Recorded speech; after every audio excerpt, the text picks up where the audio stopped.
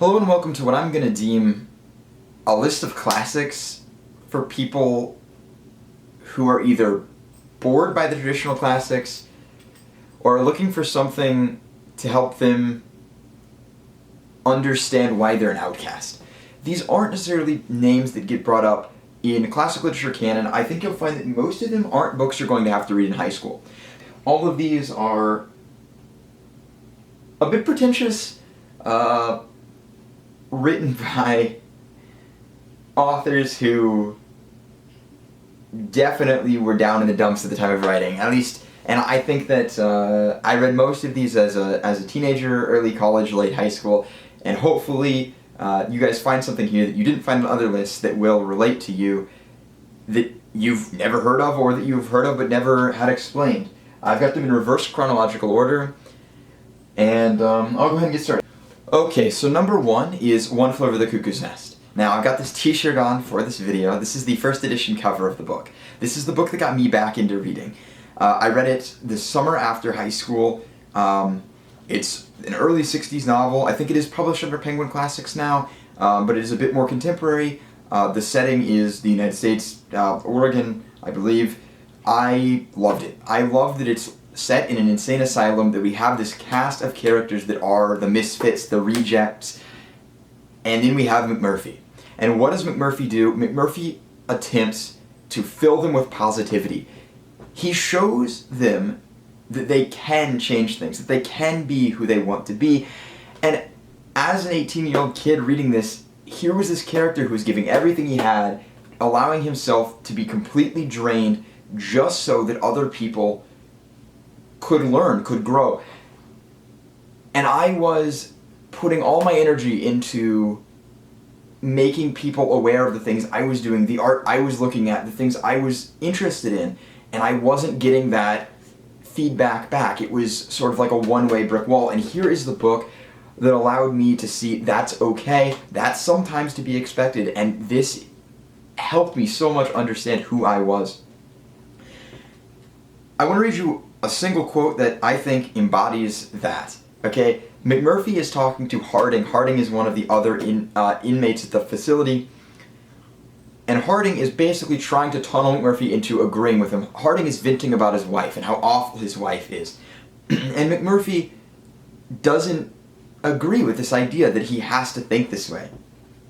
And he says, "Well, hell's bells, Harding," McMurphy yells suddenly. "I don't know what to think. What do you want out of me? A marriage counselor? All I know is this. Nobody's very big in the first place, and it looks to me like everybody spends their whole life tearing everybody else down. I know what you want me to think. You want me to feel sorry for you, to think she's a real bitch. Well, you don't make her feel like any queen either. Well, screw you, and what do you think? I've got worries of my own without getting hooked on yours, so just quit." So just quit. Don't do that. Don't force people into this box and make them think one way. This is the book that will show you if your brain is a bit scrambled, if you're unsure of where you need to be. I think when I read this, that was exactly what I was looking for. So if that's what you're looking for, or if you're just looking for something that you can agree with, that you can find like-minded individuals. I think in reading we look for ourselves, and this is a great example of where you can find that. Ironically, in an insane asylum, and I think it's perfect. And everyone's read Catcher in the Rye, but I think that fewer people have read Franny and Zoe. This one, while I love Catcher in the Rye, and in fact I just reread it after graduating college, Catcher in the Rye is wonderful for that same sense of, of course the classic, finding the phonies, right? Well, this book is similar. It focuses on a family called the Glass family. Several of J.D. Salinger's stories focus on them. This is one short story and one novella that are brother and sister.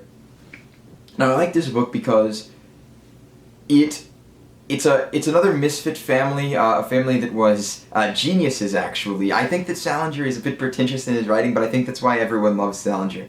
The same kind of person who'd be interested in these dark, gloomy reads is probably a bit pretentious, and I think that Franny and Zoe would fit really well if you've already read Catcher in the Rye. And I think that this one, again, maybe goes under the radar because Catcher in the Rye is a wonderful novel, but I think that there is, again, one standout quote that I would like to share that embodies exactly why I like this why I like this novel. Finding the phonies again, that's maybe J.D. Salinger's thing.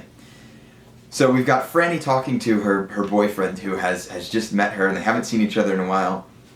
And he's ranting about, or not ranting, but he's talking about his time in his college and he's all these people, and Franny is overwhelmed with life and having a mental breakdown over the course of this text. And he says to her, "You've met him once, for God's sake. Wally Campbell, Jesus. If you've met him once, you've met him.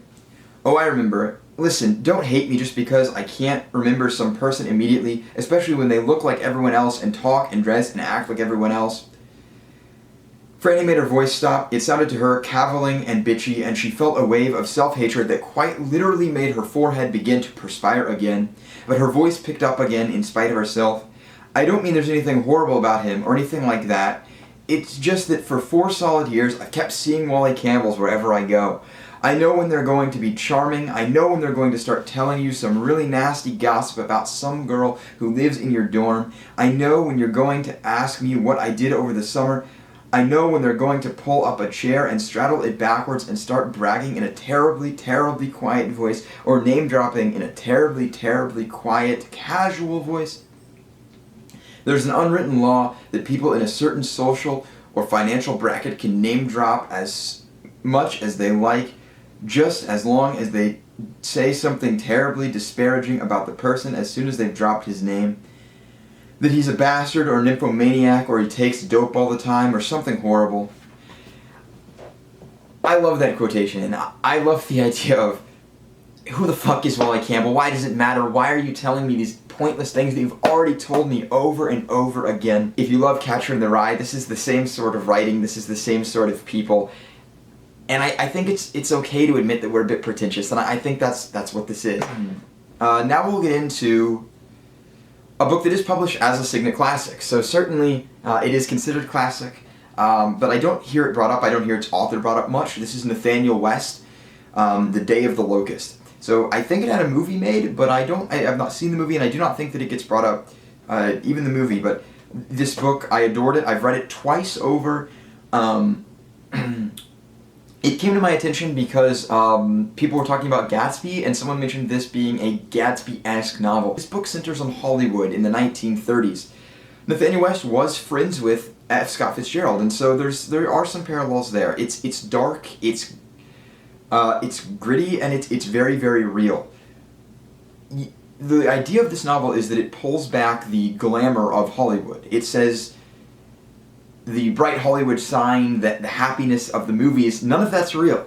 And you get a sort of an artist who's from the East Coast and moves to California, and he sees all these people that are here, that they don't understand it, but they're here because they feel that it's glamorous, it's beautiful. And he says, these are the people that come to California to die. He begins painting a painting he calls The Burning of Los Angeles, and it is this grandiose mural that is equal parts Goya and maybe Dali. It is melting, it is strange, it is dark, and you see through the novel Todd, the main character, the artist from the East Coast, collapse as his world falls apart, and in many ways, his equivalent of Daisy Buchanan gets away from him as well. The characters feel like they are just looking for a place to be themselves, and they can't find it, certainly not in California. And while I've never been to California, the sheer population and craziness that goes on there, I like to think that this is at least an early glimpse of it. Okay, the next one, you might even laugh. If you're familiar with this next one at all, it's because of a Marilyn Monroe musical that is the same story, I guess. I'm not familiar with the musical other than it exists. And every time I bring this book up, people laugh because they say, oh, the movie with Marilyn Monroe? No. I'm talking about Gentlemen Prefer Blondes by Anita Lewis. This one, funny enough, I came across it, I bought it only because it was a Penguin Classic, and I have a tendency to collect things, one of those things being Penguin Classics. I had no idea what to expect. I've never heard anyone talk about this book other than myself, and it blew me away.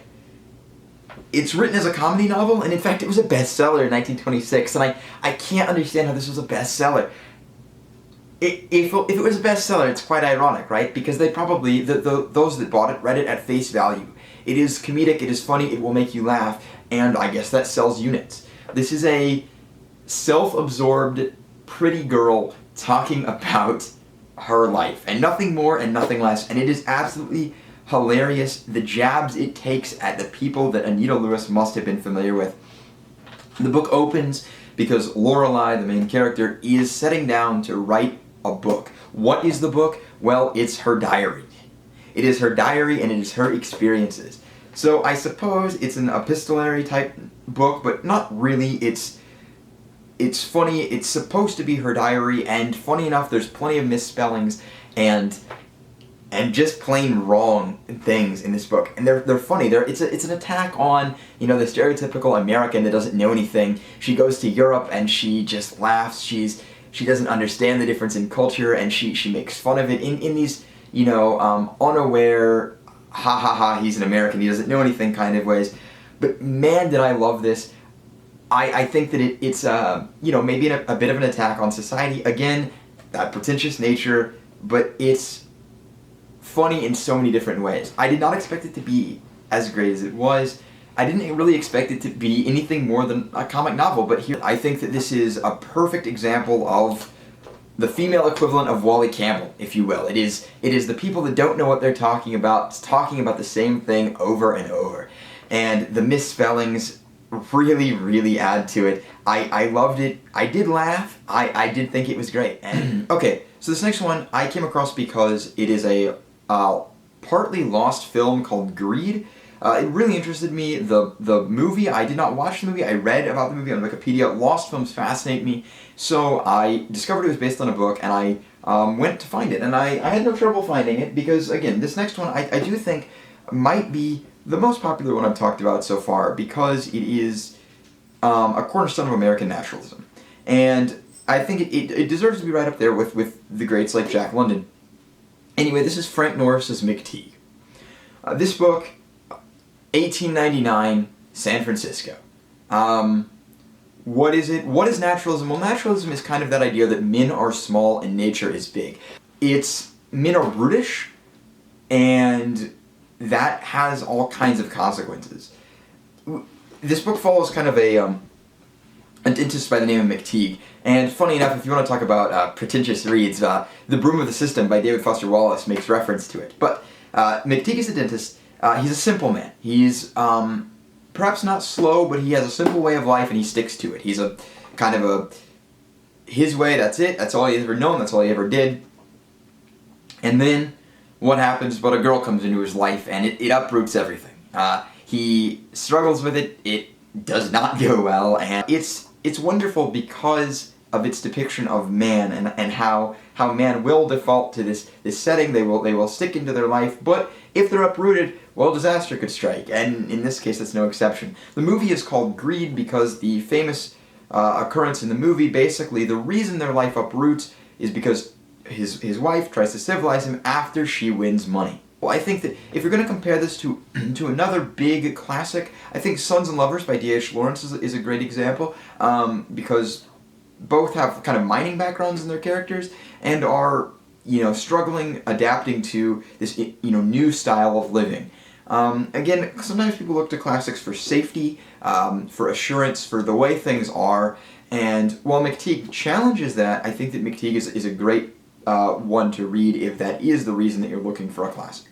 Okay, so that's all I had in my list, but again, these books are books that I think get criminally overlooked, or at the very least, you may not have heard of. And I hope that some part of what I said, what I quoted, what I talked about resonates with you, resonates with the potential reader, because the reason that we read is to learn and to make ourselves better understand the world. And I think all of these books do that really well. Each one of them helped me understand those around me, even if I don't like them. And I think it's pretty clear from the selections like Salinger that sometimes it's really hard to interact with everyone if everyone is the exact same, if everyone doesn't do what you want them to do. But these are books that will help you understand you're not alone in that thinking. That's my goal. That's all I wanted to do. I wanted to share classics, underrated, perhaps outcast classics, if you will. They're not experimental, they're not weird per se, but they're books that will get overlooked, unfortunately. And I hope you learned something, and I hope you found a book that grabbed your attention. Keep reading.